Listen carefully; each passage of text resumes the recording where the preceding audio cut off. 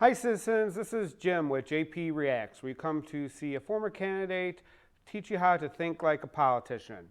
And so you can know what they mean by what they say and what they don't say.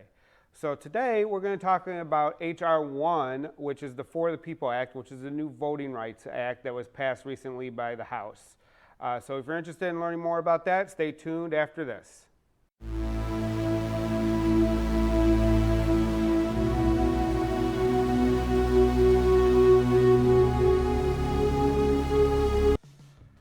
Okay, so again, we're going to be talking about H.R. 1, which is the For the People Act. It's the new Voting Rights Act that was recently passed by the House this past week. We've covered it in detail in other videos, which I'll link to obviously in the pinned comment below. But wanted to get into it again because it did just pass the House. So make sure if you're into stuff like this, you like and subscribe below. That way you can never miss out on future videos. But let's jump right in and see what everybody's having to say about this. This appears to be a Republican congressman.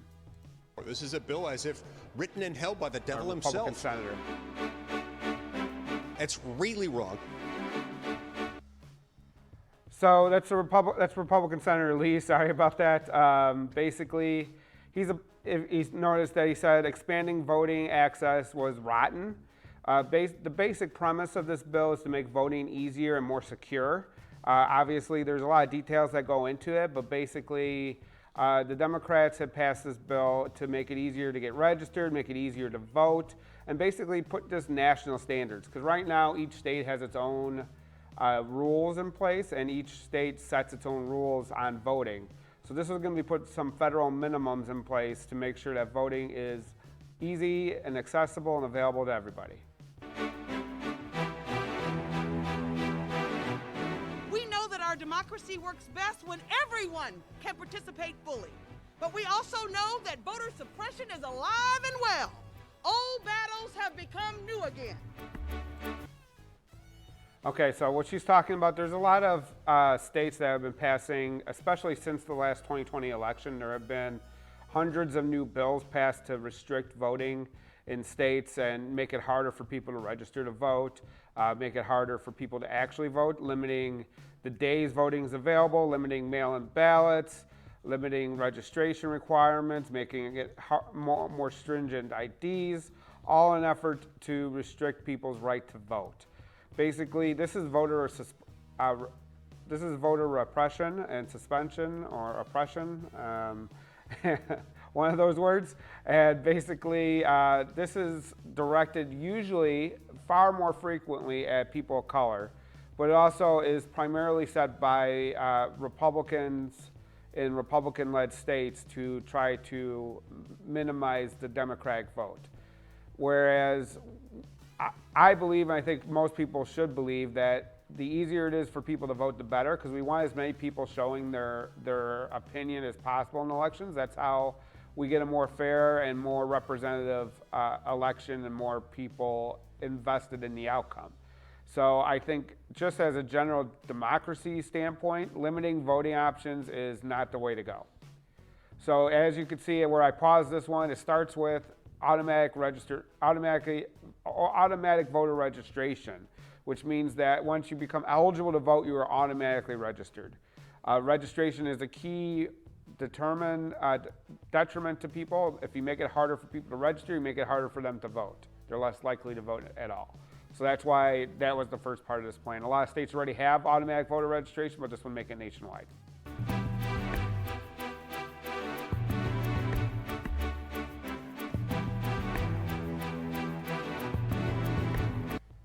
So as you saw, it expands voting registration to online as well. A lot of states have antiquated systems where you can only register to vote in person or through the mail, if that, through the mail. Most of the times you have to register in person.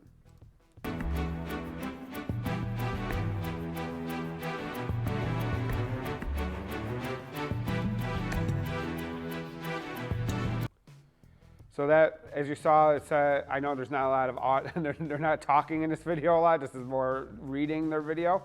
But basically, it says expanded early voting for 15 days nationwide. A lot of states have continued to restrict early voting. Not everybody can be off on Tuesday of Election Day. Even though it's a requirement, a lot of people don't have the ability to get to a voting location on Election Day. And then imposing requirements on absentee balloting. Basically, it lets it so we can have universal mail-in voting. It says you can't have restrictions on who can vote absentee, which is the mail-in ballot route.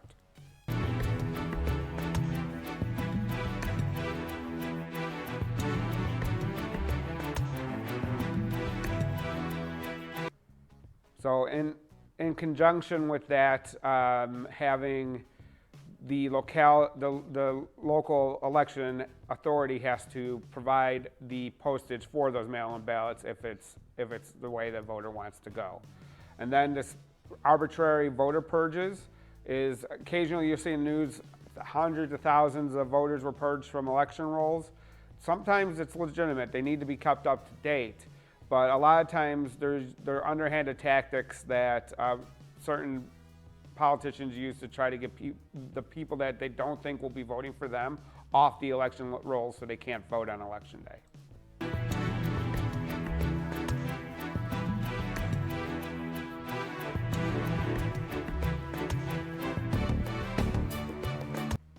So where it says re-enfranchise, that means it gives them back the right to vote. So this is for former felons.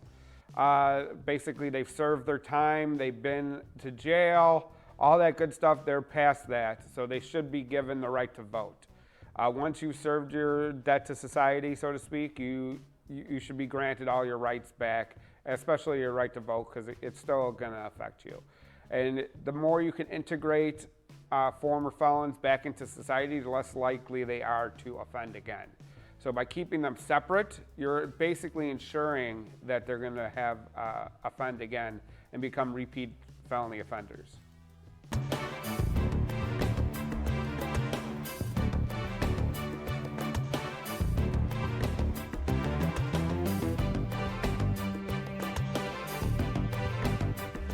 HR 1 would also create a national standard for voter registration because your zip code should not determine your access to the ballot box.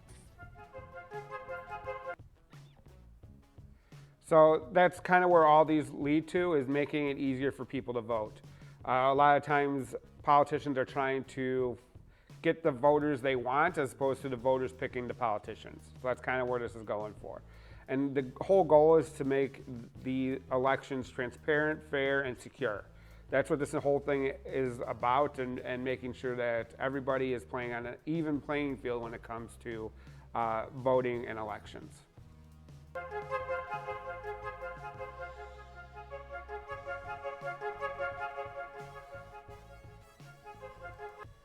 You probably heard of gerrymandering before, but basically gerrymandering is where you draw the borders of the districts, and usually the politicians in most states draw those, and whoever's in charge of the state at the time of redistricting, which happens every 10 years, are the ones who can draw the lines.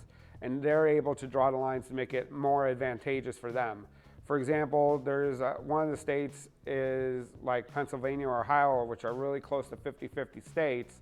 A vast majority of the representatives are from one party over the other, which is how it comes about, is through gerrymandering and making it so that you get the least amount of one party's votes, or all the party, even if it's 50-50, all the party's votes fit into small districts, and so there's a bit more districts of everybody else where you get more bang for the buck.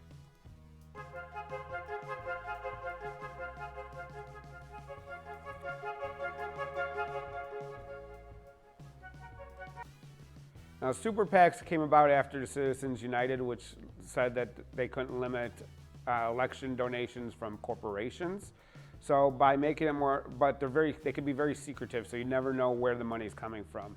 This bill is going to allow for that to not happen anymore, where they're going to have to disclose where the money came from for these super PACs.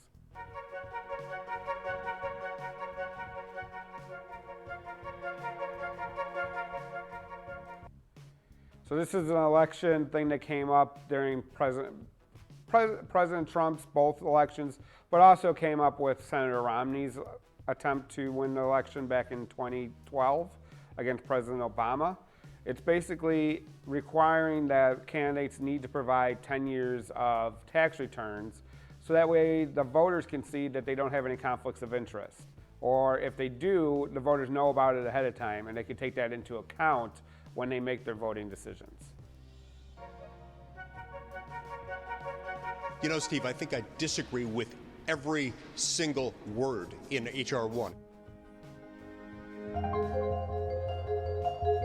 You can win on the basis of your ideas and the programs that you put forward, which is what we choose to do.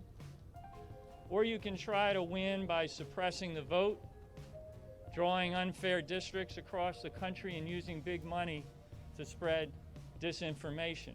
We choose to open up the ballot box. We choose fair districts that respect voters. We choose to fight for the public interest, not the special interest. And all of those things are none of those things are controversial. So basically, that's you can kind of see the differences between the parties in there. Senator Lee's a Republican, and generally speaking, Republicans feel that in the current environment, that the more people vote, the less likely they are to win.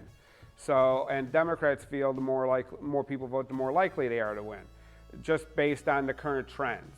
So instead of adjusting policies to meet to where the voters are, Republicans have decided that they want to make it as hard as possible for voters to vote, to get registered and to actually vote on Election Day. If they were to adjust their policies, then Democrats would have to adjust their policies in accordance to that.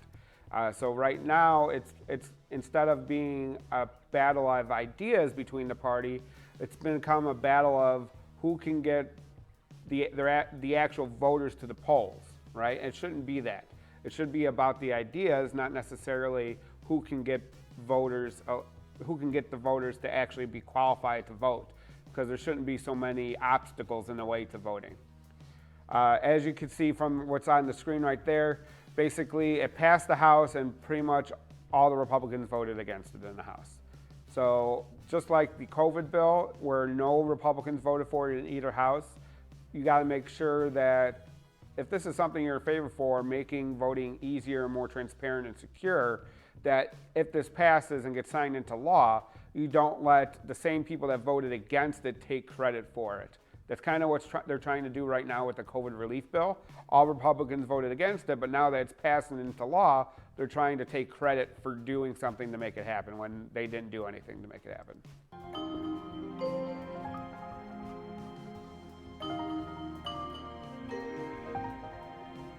Everything about this bill is rotten to the core. It's bad policy.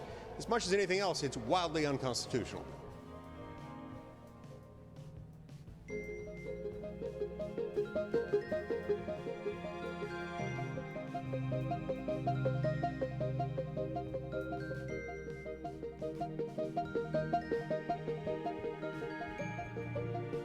We must win this race. So as I mentioned before, there have been lots of bills restricting voting. There's 250 according to this, which was a couple days ago. It is constitutional Congress has the right to change the way the federal elections are held for federal officers, and that's what they're doing here. It's laid out in the Constitution. So being unconstitutional isn't a thing. This fight for this bill, because at the same time as we are gathering here to honor our democracy across the country, over 200 bills are being put together, provisions are putting forth to suppress the vote.